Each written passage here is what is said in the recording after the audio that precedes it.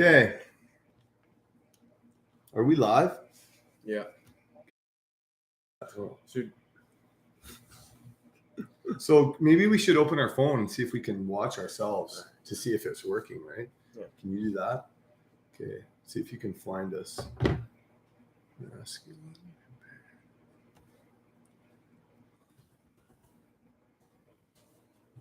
One viewer.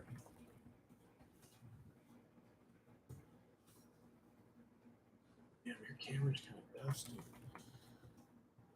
Hey, grab the glasses cleaner in the bathroom. Okay. Oh, dude, there we are. We got 3 subs. Let's not get worried about. Let's get going on this one. Oh, yeah, we're live right now. Okay, so. Oh, yeah. It's working. You can hear us. Yeah. All right. We're on YouTube. What did you want me to get what for you? No, would you want to clean the camera in this thing? Yeah. All right. Are we doing shirts off? Yeah, Let's do shirts off. I mean, we do work out, right? We eat healthy. We live the carnivore lifestyle. My man, Justin Easter, just out from Ontario. How old are you? 21 years old. He's born in January 5th, 2001. Yes, correct. Okay, so we're going to set. Oh, we should go more. Let's go more this way. Yeah. Let's set up like. Okay, this is actually good that it's live, 'cause it's. Okay, that you have to go that way so we don't hit the cord. Pardon? No. It's trying to get us so we can both be seen. Okay, so that's the issue. Jamie, can you get I need an extension cord, Jamie. Jamie, grab the extension cord, please. Going outside, buddy.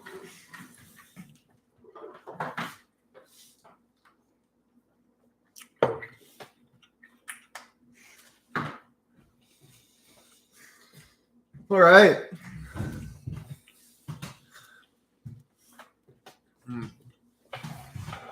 Let's move back here. Yeah. Is that too douchey? I'm kind of a douche anyways. So here we are. We're on the Masculine Imperative with my friend Justin Easter. Hello, I'm Justin Easter. We're going to start our YouTube journey today and have a good time doing it, you know? I'm Lars Konga. I'm 41 years old, and I am I'm a real estate agent in the South Okanagan. I got 4 children, divorced, and we're here to talk about life with you guys and talk about all of our crazy stories as we go through them. So Justin and I, we are on day 4 of a carnivore challenge. So I have a couple upright freezers at home, and I got steer in them from my friend in the North Okanagan, Missy. She grows me a steer. We put them in the upright freezer, and we've just been eating our way through the kidneys. And it's going pretty well. How are you finding carnivore, Justin, as he eats through some roast? Yeah, no, it's good. I can't complain. Come in a little bit. Oh, yeah. Can't complain. It's, I feel strong, feeling good, but, big part about it is it's just primal, right? And super primal, bro. You had quite the primal day yesterday, didn't you? I did, yeah. So Justin arrived out here. You've been here, what, 4 or 5 days? Yeah, 4 days, I think. 4 days. He didn't go to school in Vermont. He was set to start playing hockey in Vermont. And he kind of, we were chatting back and forth. I had some business opportunities out here.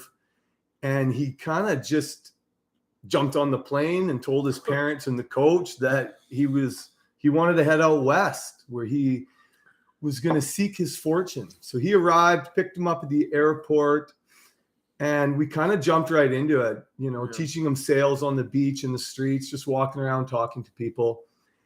And then diving into the carnivore lifestyle, working out in the sun. We live in absolute paradise here. And then yesterday we introduced Justin to his first psilocybin trip of his life. So Yeah. how did you find that? Well, let's walk through the day. How about? Dude, you got your hands down your pants. Yeah. That's okay, right? Should we walk through the day? Let's walk through the day. Okay. So here, you go through the day for a bit. Like, So I kind of had it planned in the background, like if he's open to it. I kind of wanted to let him go on like a kind of a guided mushroom trip Yeah. out in nature, doing a hike, and kind of introduce him to it in kind of in a better way than I was introduced to it. You know, when I was probably 16 out in the forest with buddies on a long weekend, right? Yeah. Drinking and so on and so forth. So we did it a little bit deeper than that. We picked up a type of mushroom called penis envy. Yeah. And oh shoot. So yeah.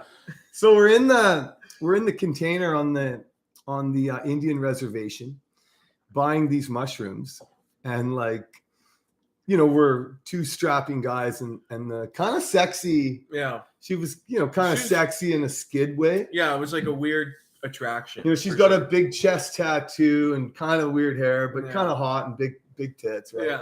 Yeah. And so she's kind of talking to us, and she looks out the window and she's like, "Is that your guys' van?" Because we're driving like a 20-year-old Toyota Sienna with like 350,000 kilometers on it, right? Yeah. So it's pretty funny. Were Were you nervous? I was kind of terrified because every experience I've had on weed was like, it feels like my mind's like attacking itself, you know, like my mind just starts running like a million miles a minute. Like paranoia. Yeah, exactly. And I mean, I kind of had a little bit of that because I was you did. I was trying to understand what was going on in my mind, but I couldn't like wrap my head around it. So it was weird. Like the ground was like turning gray, and I felt like I was kind of in hell a little bit. But that's when we got up there. Yeah. Because first, you know, you were like, "Are we going to do it right now?" It was like 10 o'clock in the morning, right? Yeah. And so it's 10 o'clock in the morning, and Justin ate 3.5 grams of mushrooms and ate them all at once. And we've been fasting for 2 or 3 days. I think we were on day 3. So the only thing we've eaten in 3 days is the steer. We're eating our way through a kidney. Yeah. And we'd had some hamburger patties in the evening. So we're eating super clean. Yeah. And intermittent fasting, and we've been, working out kind of light, but being outside a lot. So, our metabolism was fired up. Yeah. So ate these mushrooms, and I thought I'm expecting like half an hour. Yeah. But like it's 10:05, and Justin's like, "Oh, I feel it." Yeah, because we took him at 10. Yeah. Ish, 10:01. 10:01. Yeah.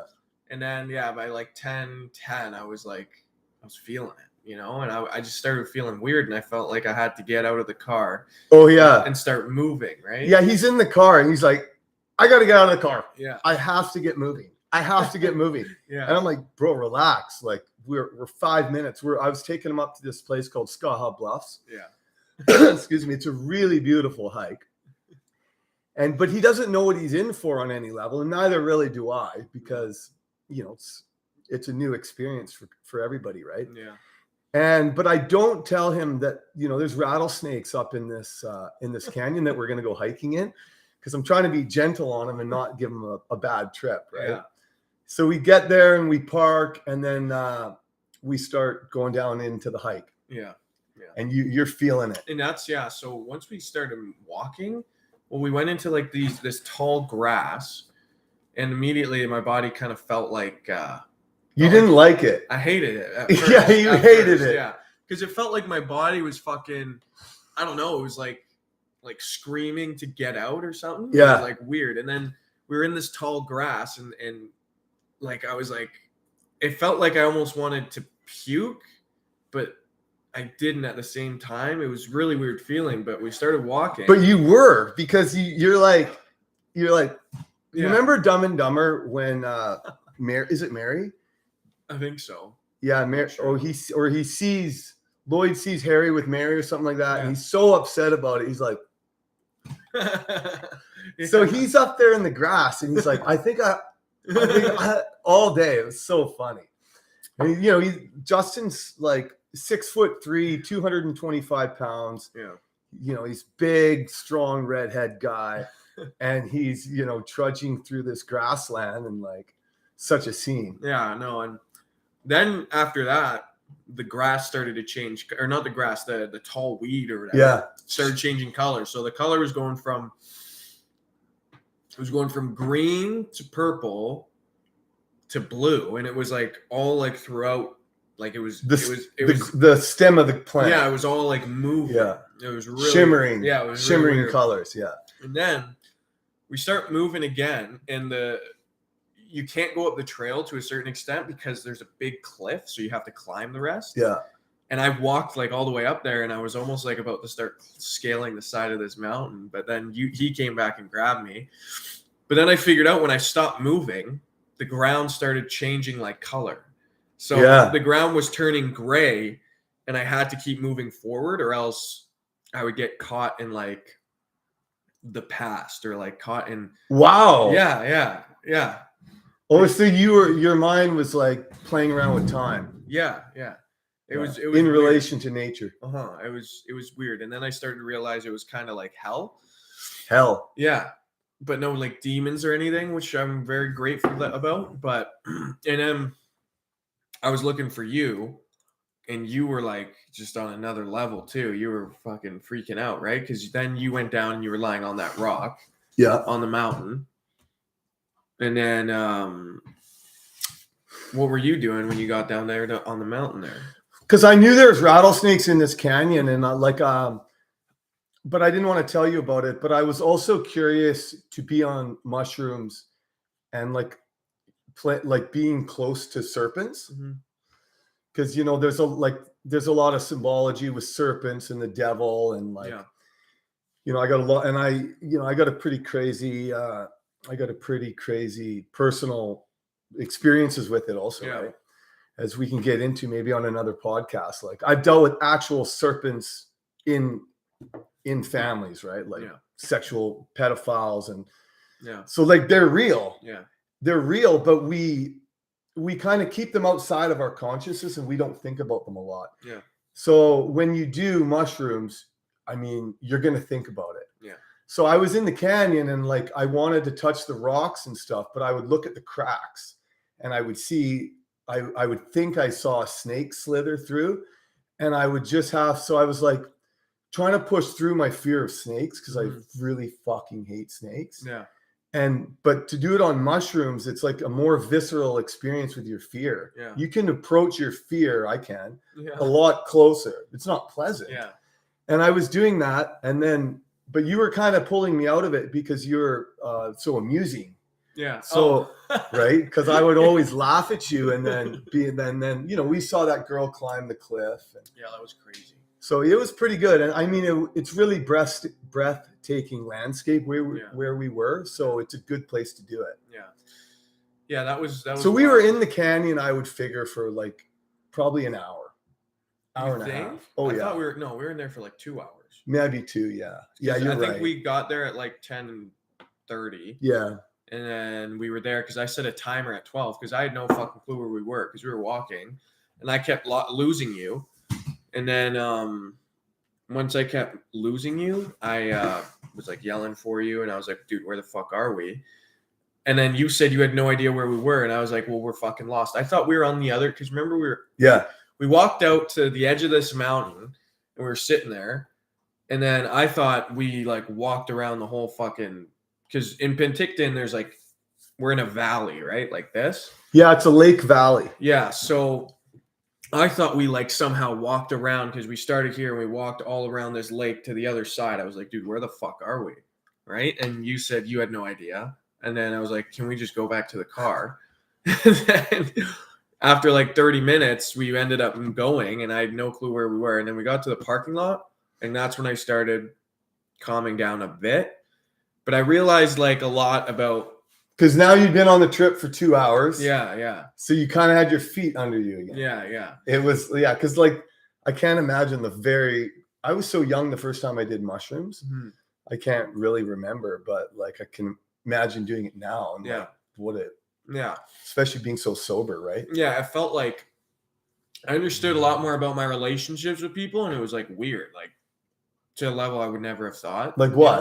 know? Well, like with my mom, I had a few revelations that I never knew were like a thing. Really? Yeah, like I found like out. That you'd never thought about before? No, but like I understood like why I did certain things because of the relationship that we have, and like I guess almost like what I'm chasing. I guess it was really weird, Yeah. Wow. but it was like cool to understand. And like people I haven't really talked to since like high school came in my mind, and I understood why like their relationships with me were like kind of meaningful, and it was really, really like interesting, right?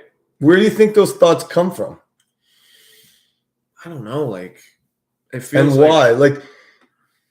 Like I've learned through mushrooms that there's a lot of not repressed, just forgotten and buried memories and emotions Mm. in my brain. Yeah.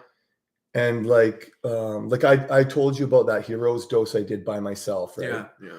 So like one day I did a hero's dose at home by myself, starting at like 9:00 in the morning. And yeah, it was one hell of an experience, right? What happened exactly? Well, like it was so strong. Like I had words percolating through me that they weren't real words, but they were like lavender pajama nipple. Yeah. Like they were like really aesthetic words with sexual feelings in them. And they were rippling through my mind so fast and so hard. I had to go lay in my bed and like breathe. Yeah.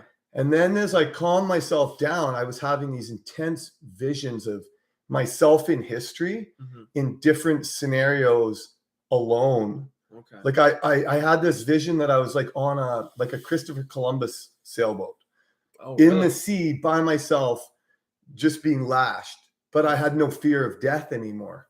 Really? So I was just going for it. And then I was like, like I was having these visions of being in fights and Mhm. wars just without any fear. Yeah. And then out of there, like I started thinking about this concept of radical self-belief. Yeah. And I was just going through my own history and like realizing kind of how meaningless everything that I felt is in the grand scheme of things. Yeah. And then I was like, well, if how I feel about myself doesn't matter so much, I can do anything. Exactly. Yeah. And like, yeah, it was. And then I filmed a 55-minute video Yeah.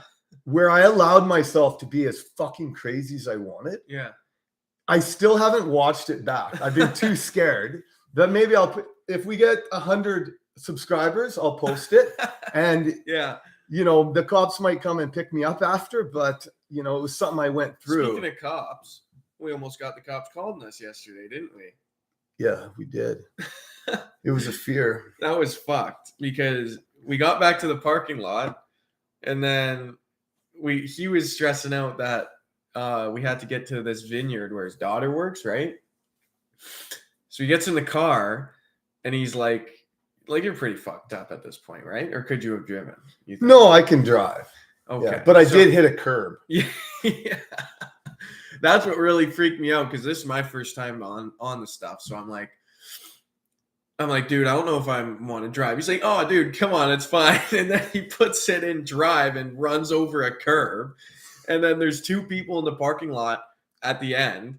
And they're like, this one fat dude just gets in his car. He was like the parking lot attendant. Yeah. Yeah. And then he literally just rips away down the road. And Yeah. I was like, and then he gets Yeah, out of the car. it was suspicious. And I thought I was living in a loop at this point because he was like, dude, we got to get out of here. Like, let's go. And I was like, I can't. I'm not driving with you, bro. And then we get out and we just literally walked around the parking lot for it had to be an hour or 2 hours at that, like an hour and a half. Yeah, we couldn't really get out of the parking lot. Yeah. We were stuck because we didn't want to go back hiking. Yeah. But we also didn't want to go down that mountain. Yeah. Because I didn't want to hike because I thought we were going to get lost again. well, I thought we were lost first time, and then I didn't want to go down the mountain because we had to drive. So I just ended up sitting on rocks. We started talking to this park ranger, and he was like a good guy. And then we looped back around and started talking to this parking ranger, and that fat guy ended up driving off. Yeah. And then we made like great friends with him. And then I thought at this point I was going through like a loop until I figured out, because we're working on like talking to people because we're in sales downtown. So I was trying to like I thought that's what the whole thing was happening for, right? So eventually I just went up and I literally made friends with the entire parking lot. And then after I made friends with the entire parking lot, he came back because you went off to pee and we're gone for an hour and a half.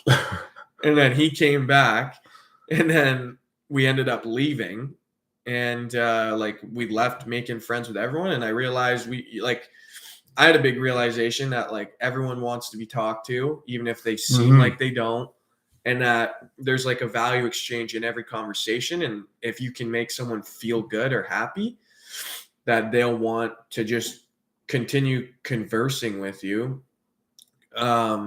And just like then try to make you happy, right? And it's like a ping pong effect, kind of. So you saw the conversations with strangers in a different way. Yeah. That's for sure. Because I experimented with mushrooms this summer, and I did them in public a few times, and I would just talk with strangers, right? And like, it taught me a lot about pace in conversations, and like, because sometimes, in mushrooms you can be animated, right? Yeah. So then you have to slow yourself right down, and it's really fascinating. Yeah, it was really. But the funniest part of the day happened at the kind of the end of the trip. Yeah. And it was one of the funniest. It's definitely one of the funniest things I've ever seen in my life. Like, so we come down the mountain, and we're just going home, and we're kind of driving in these back roads. And I start explaining to Justin, I was a complete atheist up till about the age of 38. And now I'm a true believer in Jesus Christ and God. And that's nobody's more surprised about that journey than me. Yeah. And, I've gone through family hell with God. So I started explaining to Justin, like, the true spiritual responsibilities that a man has to his family. Justin was finding it so beautiful and mind-blowing it was like I had opened up the curtains, and he had seen the world through Christ in a more beautiful way. And then he was seeing families through my situation in a more beautiful way. And he was so excited by it. He was just like, he was like, I can't believe it. I can't believe it. So then we pulled over, right? And we was like running up the hill, and it was a really special moment because, like, that's the other thing with mushrooms. It can radically connect you to ideas.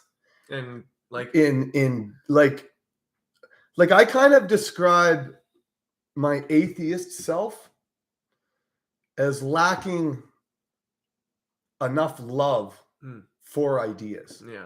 Like I was, I like to just dismiss them out of rational belief. But now, like, I lost my train of thought a little bit, but it radically connects you to ideas. So certain ideas that I've discovered, and even sober, when we're on the path working out now, you go down to the lake for a swim, and I'm sometimes overtaken with how beautiful the world is, how lucky we are. Yeah. And it almost felt like a video game where I like let's say if you like in video games you level up your character, right? Yeah. And you have like these skill trees, right? So it branches out, you can upgrade here. But then the other ones are locked because you have to upgrade your character to unlock other skills. Yes. And I feel like my skill tree was fully upgraded, but I had all these like locked skills up top, and then after I was done, like came down, I felt like now I'm able to unlock all these new like abilities and skills for my character, which is me, right? Wow, that's well said. Yeah. That's exactly that's said exactly how I felt over Yeah. the last 3 months. Mhm. I have experimented with them a handful of times, Yeah. and absolutely what you say, Yeah. I would agree with. Like, and the thing is, and this goes back to kind of being a man and like being able to take responsibility, is like it's tough, and a lot of people would. I feel like not a lot of people go through it multiple times, but it's like it throws all your insecurities at you, right? And you really realize like where you're lacking and where you're struggling, and it's tough to go through, but like you benefit a lot from it afterwards, right? Like afterwards, I went through that like kind of shit part of the trip. Yeah. When I came down from it, it was like the happiest I've ever felt, because it's like I went into my mind to parts I never knew really existed. And then I was like so happy that I figured it out, that like my body was like overcoming with happiness and joy. Like it was the happiest I've ever felt. Yeah. You were vomiting happiness. Yeah, I was like, I was literally like, I couldn't even say words because I was like so happy that I couldn't even speak. Like I was laughing so hard. Yeah, it was a beautiful thing to witness. Yeah. Like, but you're also such your mind's very open. Mm-hmm. Like you're a very open-minded person. Yeah. So yeah, I couldn't have expected that to have done any better. Oh, really? Yeah, like that's like you learned it. It took me a lot longer to learn how to have that experience. Yeah. Because like when I did that hero's dose, I wouldn't have been able to be anywhere outside of my house. Okay. Yeah. Well, like I wouldn't have trusted myself not to jump off. Like, yeah, like it's like it was so mental, and like I was sweating. Yeah. And it was but again, it was just like you said, like it was like I rifled through every molecule of all of my insecurities. Yeah. Yeah.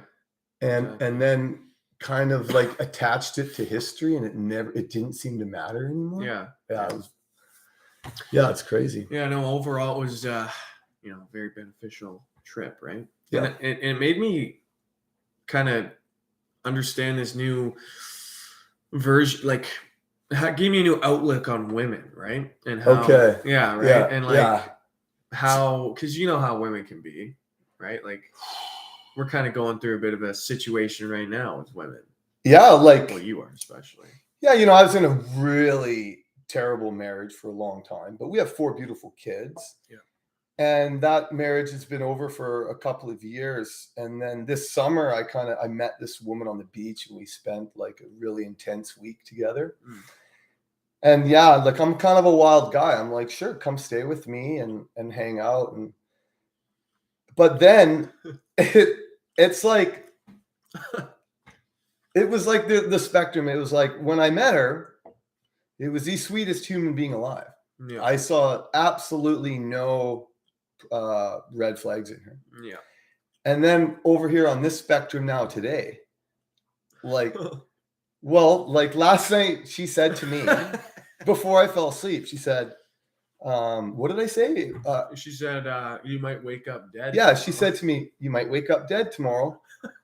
And like, I had just put my head down on the pillow, and yeah, like she's very argumentative. Like, and I'm glad I have Justin here for proof, because otherwise nobody would believe me. Yeah.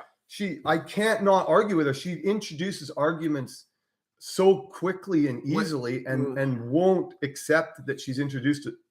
I don't know how to not argue with her, except to not talk. Women and men communicate differently, and men communicate with logic and facts, and most women they can communicate with facts, but it has a ton of emotion tied to it. So for example, last night we're talking about how she's like extremely like religious, like to the Bible, like every page, right? Yeah, actually, I was attracted to the fact she's deep into the Bible. She's studied it for a couple of years now, and like she takes it very literal. Yeah. And I've actually, she's blown my mind a number of times through her interpretation of the Bible. And she's actually taught me a hell of a lot about it. Yeah.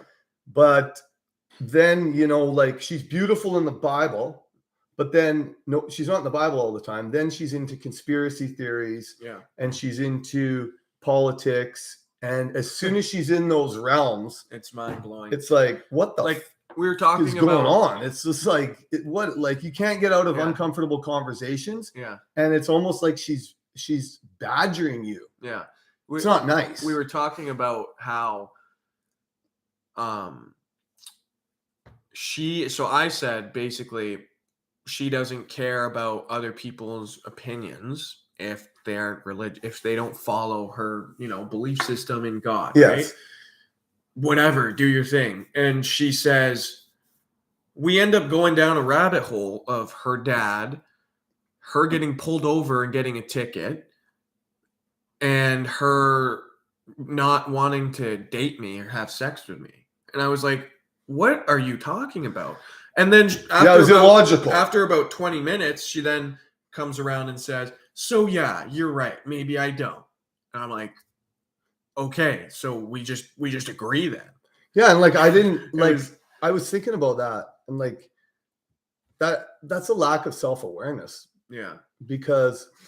But then, there's been other red flags too, because, she kind of represented her family history to me different.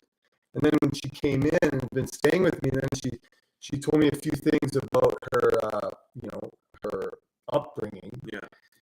That if I'd known sooner, like, I don't know, I feel bad mentioning it, but, like, she was orphaned at 12. Yeah. But she loves her father above all else, right? So it's like, I'm just seeing a lot of things there that sometimes you meet people and the damage is so deep, like, Can't be repaired. it can't really be repaired. And like, my first wife, she had a really tough upbringing. And, as did I, we had an extreme upbringing too, to some degree and levels. And the thing actually I was going to tell you about, like, I met my first wife at 22. Nobody told me what I should be looking for. The only thing I was looking for was a honest chick I could find. Yeah.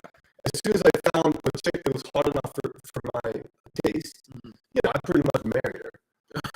Right? Because I wanted kids. Yeah. Right? I was 22 and I wanted kids. You wanted kids pretty Yeah, I kind of saw the trajectory of 20s and 30s and 40s in my early 20s, and my best vision, I was like, well, I want kids. Yeah. So I'm like, if I get started, it takes time. I met her when I was 22, 23, and I had kids by the time I was 24, 25, right?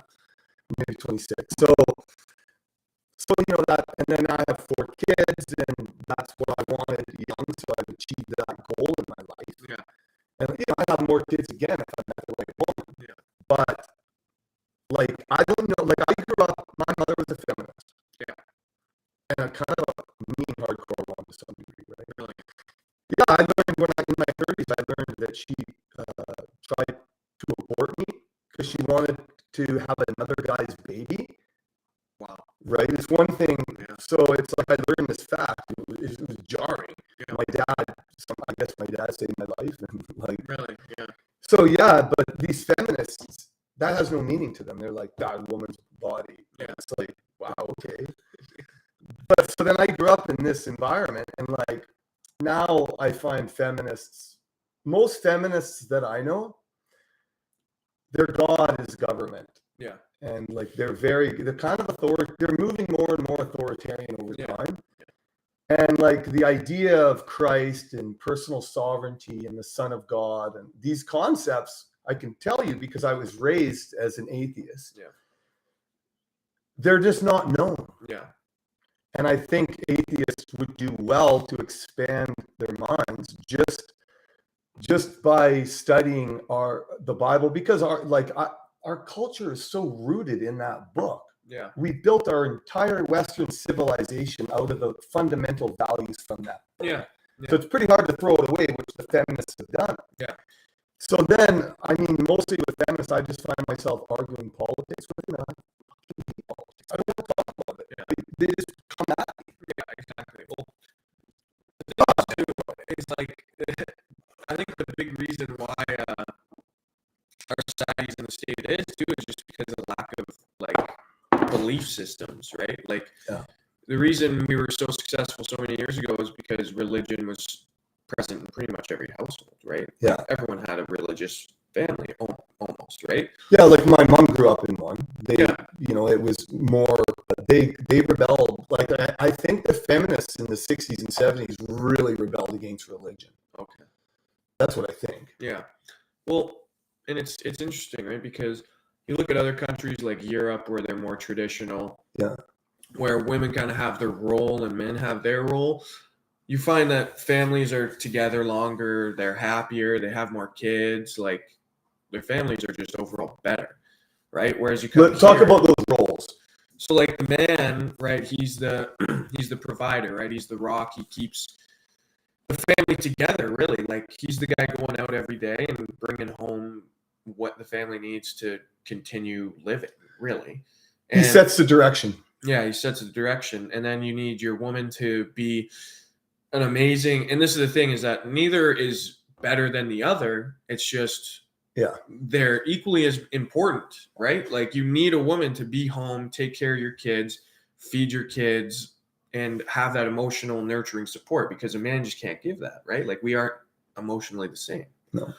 And you see this like here with all the girls, even my age, 20, like all these girls think it's absolutely out of this world to have a guy like want to take care of them and have a guy like treat them well, right? Because in their head, like they're a boss bitch, right? Like I can do anything I want. I don't need a man, but it's like you do. So where the hell heck did they get those ideas from? Because it's like if you stop for 5 seconds, it doesn't benefit families to have masculinized women, and it doesn't benefit women, because like, well, no, it doesn't benefit women at all because our lives are so different. Women nowadays can get so much gratification so easily without having to work for anything, right? You post a 10-second video on TikTok shaking your ass, you're fucking famous. Yeah. But women then get to their 30s and 35s and 40s and they're like, well, I don't look like I did when I was 20. And that's weird because now I'm not getting as much attention as I used to. And oh shit, maybe I should have settled down with a good man and had a family because that's what they actually want if you take out all the programming. Yeah. Right? And you find that women, like we have 50% of women over 30 have no kids and no. Is that right? Yeah. It's unreal. And then and then all women afterwards, they're like, oh shit, I'm not as hot as I used to be. I'm not getting as much attention. Yeah. I really wish I had a kid and had a family. And then you realize why everyone's a fucking feminist is because it's the only way you can feel like empowered because you're ugly, have no family, and have nothing going for you. Yeah. So, okay, I'm a feminist now. Like, you don't see any 10s that are a feminist. No, you don't. You don't.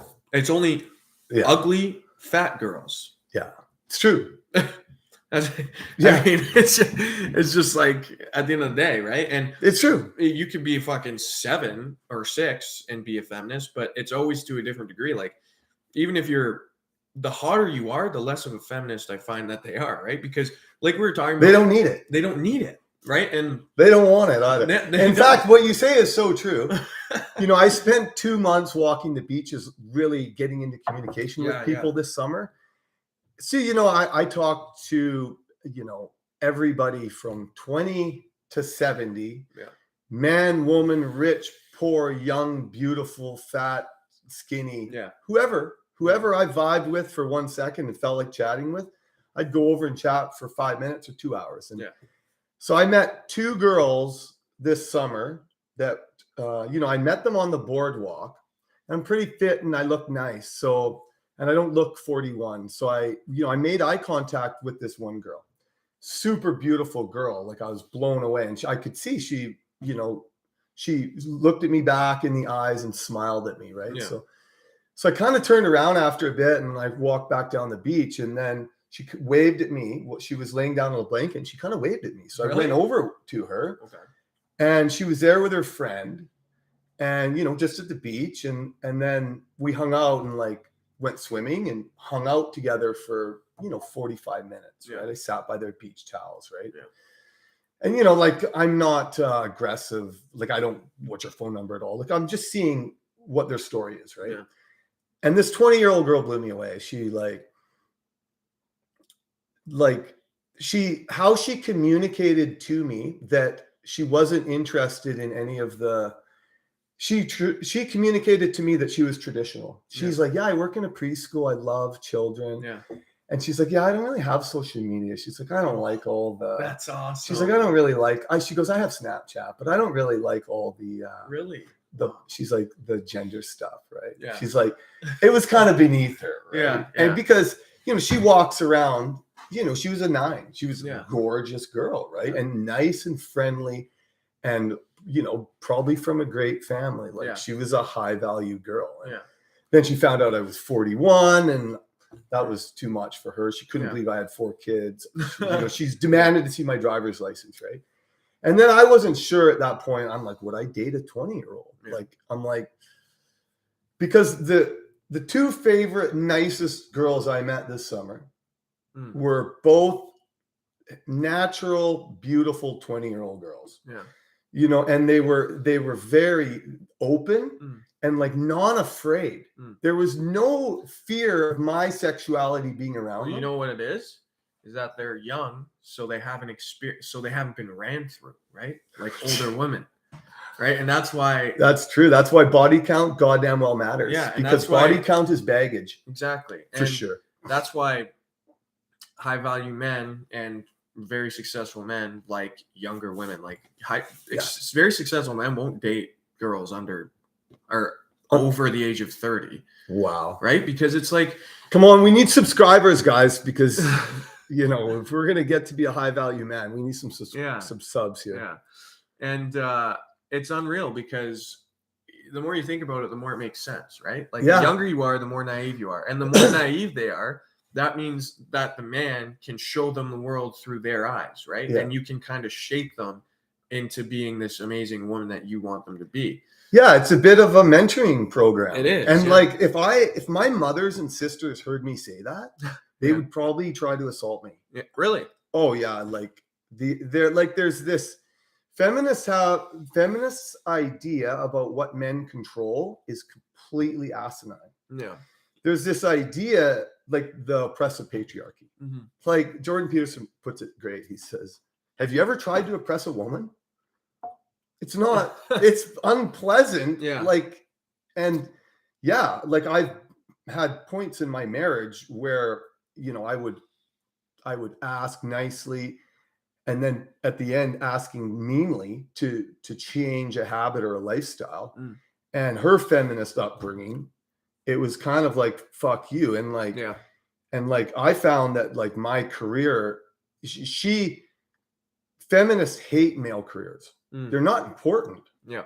Right. And I grew up in that. It was like, and a lot of feminists say they don't even know what mean things they say about men. They just say it. And I've heard that a lot. And I find feminism actually to be one of the most destructive ideologies on the family I grew up in and the family I have now. Yeah. And, it's a big goal of mine moving forward. I think it's best to like an authentic family can kind of create their whole own culture. Yeah. But when ideologies are in families to too high of a level, they lose their authenticity. And they're like fragmented versions of the ideology from everybody in the family. Yeah. So, I still want to build a new family one day, and hopefully I can do a better job and keep it together. Right. Yeah, exactly. Yeah. But yeah, that's the big thing, right? Is again, just going back to that age and that naivety, right? Because it's just easier. You don't have to put, and that's what I think every man wants is, some guys who are extremely feminine probably want like a girl who, yeah, I want someone to really challenge my ideas and do this and do that. But that means they're not, I feel like, a leader, right? I feel I like, noticed on dating apps, a lot of the feminists, on dating apps, you can kind of see a broad cross section of Yeah. different women and what Yeah. they say. Yep. I think women would be embarrassed if they saw how generic they all are. Yeah. And something like a soft 6 woman on a dating app who owns her own home will always say a guy who's handy and can fix things. Yeah. It's like, oh, great. Yeah. I can't wait for you to boss me around the fucking house to do your household activities. Listen, I know farm girls who just do everything. Yeah, exactly. They'll renovate the goddamn house. Yeah. Because they're not feminists. They grew up in farming families with good values where everybody needs to work and contribute. Yeah. And these ideologies weren't in those families. And like those women can do pretty much everything a man can do, except, men exist out at the perimeter. Yeah. Exactly. Yeah. And that's the thing is like, that's what men do, right? They kind of put everything on their back and they're kind of like the captain of the team, right? And you need, we have to be, and you have to lead. You have to lead, and leading a family is such a trip. Yeah. Like I've been, my oldest daughter will be 15 in October. So I've been parenting for a long time, and I've parented by myself for month stretches at a time and ran the whole house. And, when we lived in Vancouver, we had a full-time nanny. My ex needed a full-time nanny in the house. Okay. And I ran this house with all 4 kids in it for many months at a time and did everything and needed nothing. It taught me that like a house can be ran. Yeah. And the feminists, they've built all these ideas up around family that are so toxic. Like, for example, I would see kind of feminist women out in the community that knew me, and they'd be like, oh, you must be so busy. It must be hard. Yeah. And I would reject that entire framework of words because I'm like, that's just not my reality. Yeah. I run a tight, like I have a vibe in my house that I run. I exercise the kids a lot, and we try to keep really positive attitudes, and we try to clean up every morning before we leave the house. Yeah. There's nothing more to it than that. Yeah. Yeah. Like, and then they're like, these women are walking around with 1 or 2 kids and all the support in the world, and they're as overwhelmed as can be. Yeah. Well, exactly. They need their they need it. Yeah. It's stupid. Yeah. And no wonder, like don't get me started. We're going to lose this country if we don't get strong families in it. Yeah, exactly. And, that's a big thing, right? Is when families don't have that man too, they're giving incentives now, right? Because single mothers are now getting more wealth, like their welfare checks are bigger when they don't have a man in the house. Really? Yeah. Yeah. So they're getting bigger incentives to be single with kids, right? Which is exactly what the government wants, because then that's probably why my ex doesn't work. Yeah. Oh, exactly. Yeah. Wow. And that's why, and that's the biggest reason why there's because the most important thing in family is having the father in the home, because you need that masculine. Well, and the mother. Oh, well, I know. Optimally, it's 2. But I'm saying, you look at, like, for America, for example, the people who have the highest crime rates, the highest jailing is families without a father in the home. That's true. Because they have because a woman can try and discipline their boys, but you need a strong. My ex-wife cannot discipline my 7-year-old son. Yeah, because you need a masculine man. Like, she's not a guy. It's not even the discipline. Boys need to follow strong energy. Yeah. If they don't follow strong energy, they create chaotic energy. Yeah, exactly. They need constant corralling and controlling. Yeah. Boys do, right? Yeah.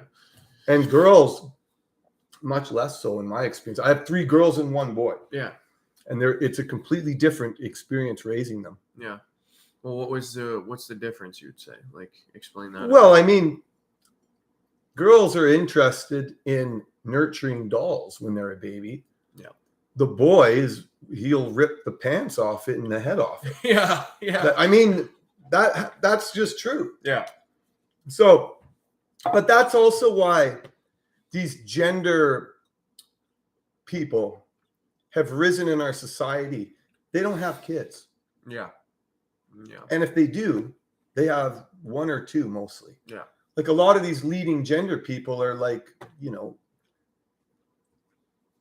rich women, Yeah. you know, they very liberal, and they've really, you know, unless if you raise kids on a day-to-day level, you can really see the difference. Yeah. But they don't have that experience, right? That's the other thing. Kids get dropped off at daycares all day. Yeah. And that's You a know. big reason, right? Is when people are split up, now you can't raise your kids with your wife or the mother. Now their kids are being raised by the government, which is exactly what the government That's what they want. Because then they can start implementing the feminism and the bullshit into their minds, right? And then they essentially own your kids. And this not is where you. the conspiracy theorists are dead right. Yeah. As if we don't know that they're trying to get the bloody chip into all of us. Yeah. Maybe not actual, but like government, crypto, identity cards. It's like, but that's government out of control because government has replaced God. Exactly. And like it's super dangerous. But like men like you and me, we need to get into leadership positions at a local and community level. Yeah. So we can make sure that these toxic ideologies don't come more in. Yeah. Right. Or authoritarian measures that we get from these liberal governments. Right. Exactly. And that's what we're doing out here. We're trying to build a lifestyle. And, you know, it's based in carnivore and based in spirituality and based in productivity and building cool stuff. Yeah. So we launched this YouTube site to kind of put our ideas out there deeper. We also have Instagram that we do our workouts on, and we show our carnivore meats. And if anybody out there wants to get a hold of us to talk about carnivore dieting programs, you know, I'm pretty deep into it now. Yeah. As you can see, I'm 41. Yeah. And I've been eating like Liver King for, well, a solid 12 months, but a lot for 2 years. Yeah. So if you want to lose weight, get a hold of us. We can set you up on, you know, 30, 60 or 90-day carnivore programs. Yeah. Change your life. Exactly. Yeah. And that's the big reason why I came out here is, you know, I was a hockey player, pretty high level, was going to college, and then I dropped out because, you know, he's got a great vision and it aligns with mine. Right. And, you know, my goal is to become financially free and have the freedom to basically do what I want and not be controlled by any higher power, not the government, not a boss, nothing. Right. Because at the end of the day, if someone controls you, you don't make your own decisions. And I want to be the kind of person where, you know, people look up to me and people want to be led by me. Right. And in hockey, I love the sport. It taught me so much, right? Like I'm 21, I'm playing it for 18, 17 years, and I've learned a ridiculous amount of lessons. And I was super excited to go to school, but I've always known I don't want to go to school. But the path for me to continue playing hockey was I had to go to school. Mm-hmm. And the closer it got, like I literally was like, there's no chance I can do this. Like school to me is such a waste of time. I'd be studying shit I would never use in the real world because, you know, I could be studying how to I could be studying international business right now, but instead I'm out in BC in the most beautiful part of Canada. I'm 21 and I'm learning how to sell products to people as a 21-year-old, right? So you can imagine when I'm 25, how I'm going to be absolutely amazing at selling, whereas I would graduate at 25 and have zero experience doing anything, right? So, and debt. Pardon? And debt. Yeah, and debt, exactly. And debt's the worst thing. Like you can use debt for good and bad. There's good debt and bad debt because, you know, when I'm 25, if I have $15,000, $20,000 in debt. I mean, because I was on a scholarship, so I wouldn't have had that many. I think the average debt for university students is like 50,000, 100,000, which is insane. It's insane. Yeah. What that does is it entangles you into the 9-to-5 rat race because the only way you can pay off that debt is now by getting a desk job or you've already taken on all the risk you can really handle. Then you know exactly. You got if you have $100,000 in debt by the time you're 25, 30 years old. Yeah. It's like, can you handle another 20,000 in a business? Yeah. That might seem now insurmountable. Exactly. And instead, instead of going $20,000-$30,000 in debt, well, now I can take out loans from the bank and use that debt as good debt. So Yeah. I can buy assets with the debt, and now I don't get taxed on anything because all my assets I have are based off of loans, and you don't get taxed on loans. You only pay interest. So if I'm only paying interest, I don't have to pay any tax. Like, that's what Grant Cardone does. Yeah. Grant Cardone puts all his money into like real estate, and he pays zero tax because Yeah. all the money he uses is loaned from the bank. What's that guy in Florida? Ben, big fat dude from Florida. Ben Mala. Oh yeah, Yeah. he owns like 15% of Florida, does he not? No, not that much, but like Ben, yeah, he's like 100 millionaire or something. Yeah. Right. Yeah. He owns. Yeah, my brother was telling me. I think he owns like. Have you ever watched 9% this of Florida. podcast? No, never. He's super funny guy. Oh really? Ben Mala. He charges for phone calls. Oh really? You can pay to call him, ask him a question. How much? Does anybody out there know what Ben Mala charges for a phone call? Should we call Ben Mala sometime? Dude, we should call Ben Mala on the podcast. I wonder what it costs. That'd be funny. That would be fun. Well, it's just one question. I don't know. We'll look it up. Yeah, we'll have to look it up. Or, hey, Ben Mala, if you come up to Penticton, we'll show you some real nice real estate. He would not be interested in this place. It's so loud and big. Yeah. That's funny. Very different. Yeah.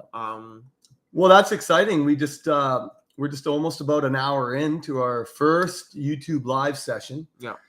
And this is something we're going to do several times a week as we try to get our message out there. Yeah. And what are some other things that we're going to talk about? We actually the other thing we're going to start doing some vlogs of our sales experiences, like doing cold calling, door knocking, so on and so forth, because like if you can sell, everything in life is sales and negotiation. Exactly. Whether you understand that or not is not my problem. So like, well, it's like even coming out here, I have to tell my parents how I'm dropping out of college and quitting hockey because I want to pursue something else. Like, that's a sale in itself. Like, I have to. Yeah, exactly. That's a negotiation. I mean, at the end of the day, I'm going to make my decision, but I don't want to, like, I'm not just going to say bye, mom and dad. Like, I wouldn't do that to them because they've supported me for so long, but like, it's a sell. Like, I have to convince them that I'm going to be safe, that I'm going to be in a good position to succeed. Right. And if you can communicate that, then it makes them feel more at ease and it makes everyone's lives a bit better. And that's what it is. Like, in everything, it's a sale. Like, going downtown and like doing anything, it's selling, right? Talking to somebody is selling yourself in a way that they want to communicate with you. Like, if you come up, and you're right, and it's a skill to hone. Yeah. And it's like, like if you want to get fit, you got to work out 5 days a week, right? If you want to get good at communicating and selling, you got to be communicating and selling. Yeah. Which is what we're up to this afternoon. It's Ironman in Penticton today. So we're going to go catch the tail end of the Ironman. Yeah. And then we're going to hit the streets, open up some conversations, and see if we can learn anything about anybody. Yeah. Yeah. All right, bro? All right, bro. Well, thank you, everybody. Or nobody. We don't even care at this point. We're willing to hang our hats. So we'll talk to everybody later. Ending stream.